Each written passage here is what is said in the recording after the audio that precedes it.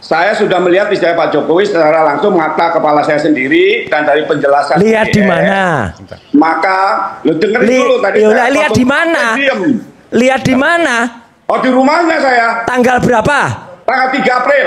Oke, nanti buktinya apa untuk lihat di tanggal 3 April itu? Tanya aja Pak Jokowi. Wah, gitu. Orang kayak gitu ditanya. Konyol ini. Enggak, katanya gini. Profesor konyol ya kayak gini nih. Ya, terima kasih kawan-kawan semuanya. Ya, saya kira begini ya. Dasar tuduhan ijazah palsu itu kan kalau menurut saya itu tidak punya bukti kuat ya. Dan juga cuma asal tuduh saja. Nah, saya juga menyayangkan ya, katanya kaum intelektual, para doktor ya, tetapi logika berpikirnya kok tidak sehat gitu ya. Jadi kalau kita sederhana saja kok, kalau kita menuduh ijazah itu palsu, maka mana yang asli gitu. Kan orang bilang palsu ya harus ada aslinya dong. Orang melihat aslinya aja belum ya kan. Nah, dan juga gampang saja cara membuktikannya, kan tidak usah ribut-ribut lah, tidak usah uji pakai inilah, pakai itulah. Tanyakan saja pada lembaga yang mengeluarkan ijazah itu. Kalau lembaga yang mengeluarkan ijazah itu sudah mengaku ya mahasiswa ini kuliah, ya mahasiswa ini lulus, ini arsip ijazahnya, udah selesai.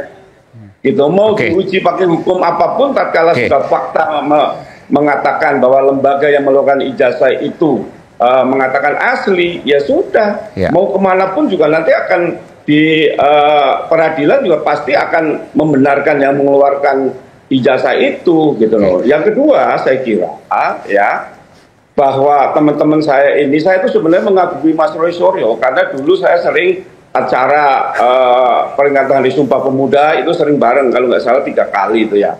Saya mengagumi beliau. Saya makanya saat itu saya kan hanya memberikan saran gitu ya, tetapi saya tidak menyangka terjadi seperti ini gitu loh.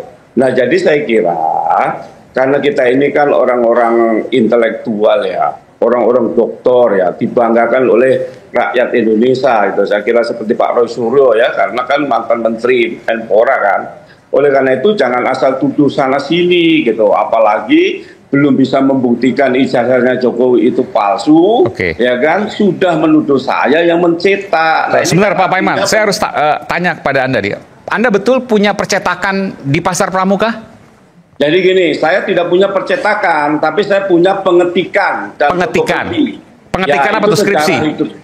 Ya, khusus skripsi, zaman itu belum ada. Tahun berapa itu? Pemalsuan dokumen palsu belum ada. Tahun berapa Pak? Saya tahun 97 sampai 2002. Oke, 97 sampai 2002. Anda kenal Pak Jokowi dari mana? Sampai bisa jadi Wamendes, ini kan banyak pertanyaan nih Pak. Nah, ini ya yang keliru menafsirkan ya. Oke, silakan Pak. Saya kenal Pak Jokowi itu saat pemerintahan Pak SBY mengadakan yaitu hari peringatan HKSN di Manahan Solo. Saya sebagai tim acara. Nah, sayalah yang selalu berhubungan dengan Pak Jokowi itu 2005. Nah, disitulah kami perkenalan. Kemudian tahun 2007 kami bawa ke kampus ya, ke kampus dan sebagainya. Nah, kalau jangan dikait-kaitkan gitu loh. Kalau saya menjadi wamen itu memang saya memiliki kompetensi, dan saya ingat ya teman-teman, saya ini Ketua Umum Relawan dari tahun 2012, 2014, 2019. Seandainya saya mendapatkan ya jabatan itu pun 2023 sampai 2000. Karena relawan itu Bapak mau sampaikan itu ya? Ya, karena saya memang berjuang dan saya memang ketua umum gitu. Saya memiliki anggota lebih dari 3 juta. Saya punya relawan. Oke. Jadi Anda mengatakan ya nggak aneh kalau saya jadi wamen, bukan ujuk-ujuk, karena saya sudah berjuang berkeringat untuk Pak Jokowi sejak 2012. Ya kan, yang lain juga, yang relawan-relawan kan juga banyak. Artinya bukan karena ada imbal balik saya mencetak ijazah, saya nggak tahu menahu gini loh. Saya ini orang Islam, saya sudah berpuluh-puluh kali ke Mekah. Saya sudah bilang loh sama Mas Suryo dan teman-teman loh, sumpah mati pun saya nggak tahu menahu tentang ijazah itu. Nah, artinya gini loh. Kalau orang Islam sudah mengatakan seperti itu, masa sih masih dibombardir begini begitu kan? Juga perasaannya juga nggak enak. Apalagi saya ini seorang pendidik, apalagi saya punya jabatan yang paling tinggi di kampus, yaitu rektor, gitu loh. Jadi janganlah nama saya dirusak dengan bukti tuduhan ijazah palsu yang belum terbukti palsu sudah menuduh saya. Saya terus terang aja dari awal saya mengagumi Mas Roy Suryo, tapi dengan sikap yang seperti ini, kayaknya nggak layak beliau disebut doktor gitu, karena pikirannya apa? Pikirannya itu dangkal sekali, gitu, nggak sopan ini.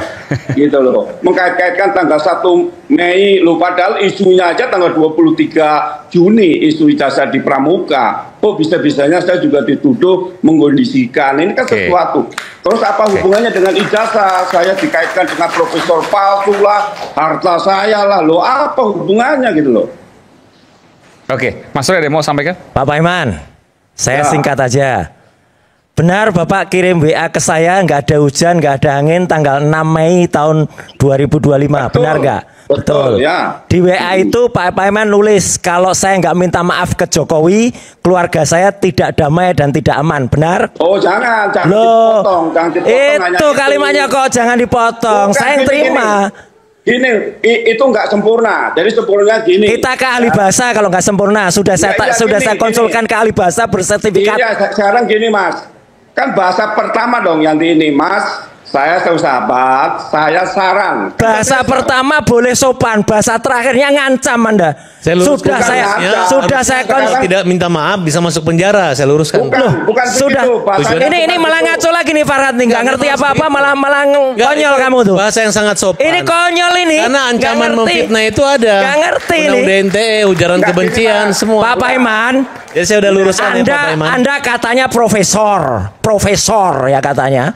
Ya, nulis WA semacam itu sudah saya konsultasikan ke ahli bahasa bersertifikat. Itu ada bahasa yang intimidasi.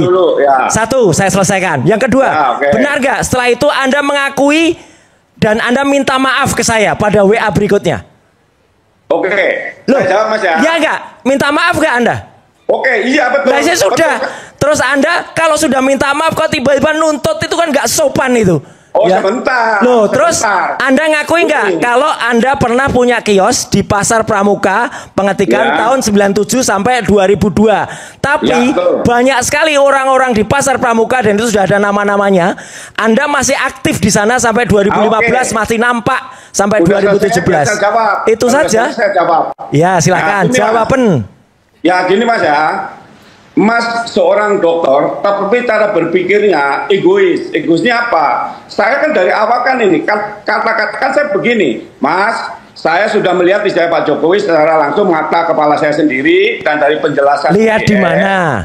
Maka, lo dengerin dulu tadi. Lihat di mana? Lihat di mana? Oh, di rumahnya saya. Tanggal berapa? Tanggal 3 April. Oke, nanti buktinya apa untuk lihat di tanggal 3 April itu? Tanya aja Pak Jokowi. Wah, orang kayak gitu ditanya. Konyol ini. Enggak, katanya gini. Profesor konyol ya kayak gini nih. Ya, jangan konyol. Masalahnya gini loh. Orang kalau sudah benci, orang kalau sudah nggak bisa berpikir waras, ya apapun penjelasan tetap salah, Mas. Sekarang saya saya jawab. Yang di Pramuka, sekarang kalau memang ada yang mengatakan saya, itu tahun 2017, mana orangnya? Jangan pakai topeng dong, dilihat di saya dong. Yang kedua, kalau saya dituduh yang mencetak, mana bukti yang dicetak? Siapa yang menuduh mencetak? Yang saya mencetak? Siapa yang menuduh mencetak? Lah kan Bapak Mas Roy Suryo dan Victor, gimana sih? Nggak ada kata-kata saya menuduh Pak Iman mencetak itu. Nggak ada. Nggak ada. Nanti kita silakan konfirmasikan ke Pak Victor. Saya tidak pernah menuduh Pak Iman mencetak. Di situ waktu dia minta maaf, ke saya, dia bilang dari Suryo. Oke, sebentar Pak Iman.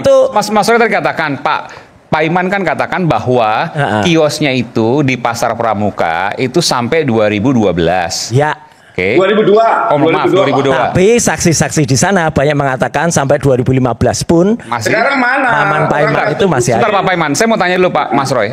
Ya. Apa pentingnya kalau seandainya Pak Iman mengatakan sampai 2002, tapi ternyata sampai 2000? Ya. Ahli intelijen Pak Sri Rajasa. Ya. Itu kemudian ketika membaca permintaan maafnya Pak Iman ini ke WA ke saya 97 dan 2002 langsung mengatakan ini ciri-ciri orang yang mau lari dari tanggung jawab. Maksudnya gimana? Karena tahun 2012 yang diramaikan oleh Bitor. Jadi ada kisru ijazah palsu itu yang dikatakan dibuat tahun 2012 oleh di kiosnya Pak Paiman tahun 2012 ya, oleh Betor ya. Oleh Betor. Okay. Ya, jadi saya kemudian mengatakan ini tolong dianalisis oleh intelijen mantan Kabinda Aceh. Ya, dan beliau sudah meneliti dan sudah menemukan beberapa orang itu dan nanti tinggal dibuktikan aja bahwa 2012 masih ada kiosnya Pak. Bukan kiosnya, Pak Paiman itu masih aktif di sana dan punya apa ya, anggota atau punya apa gitu. Oke, jadi kalau seandainya dituding oleh Pak Betor kalau ijazah itu dibuat di Pasar Pramuka, terkait dengan Pak Paiman, bisa terkait dengan Pak Paiman. Itu aja. Silakan Pak Paiman. Ya, saya kira gini. Manusia itu kan gini, ada tabur tuai. Suatu saat pasti akan menuai apa yang disampaikan. Karena saya ini ya orangnya ya jujur-jujur aja.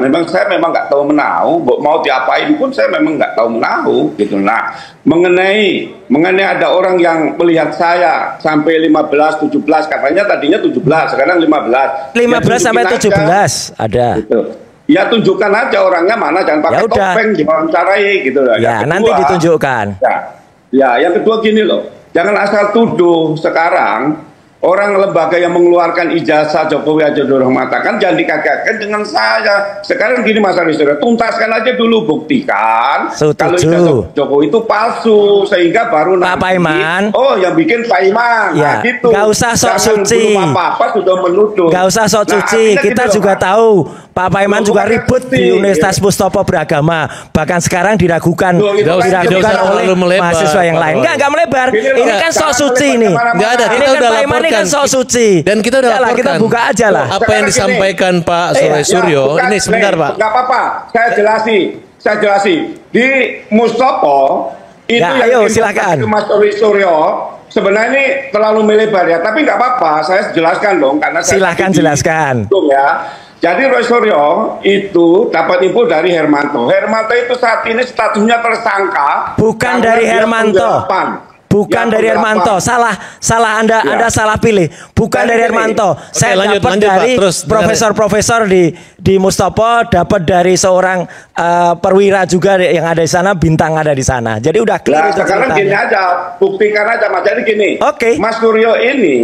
Buktikan aja. Awalnya adalah ijazah, sekarang melebar kemana-mana, gitu ya. Ya silakan. Ya Anda nggak ada hujan, nggak ada angin, katanya nuntut saya. Gitu loh. Tadi soal apa? Ya soal kekisruan yang ada di Mustopo Beragama dan ada penggelapan juga, ada penggelapan Alphard, ada penggelapan villa di Bali. Ya, itu salah, udah itu. Oke. Ini catatan aja karena kita kasih kesempatan Pak Paiman menjelaskan. Silakan. Karena ini udah terang-terangan memfitnah dan menghina Pak Paiman. Silakan Pak Paiman. Silakan. Ini Pak Paiman juga menghina saya kok. Gini aja Mas Roy Suryo, kalau memang Mas nggak bisa dijelaskan secara logika yang baik, kita selesaikan aja duel kita sampai mati. Ayo. Jangan dong Pak. Jangan kampungan. Dong, Pak. Jangan dong Pak. Kampungan. Nah, saya pikir ini profesor kampungan jangan. ini. Jangan dong Pak. Case close. Oke, baik. Itu berani nggak Roy Suryo? Enggak, jangan.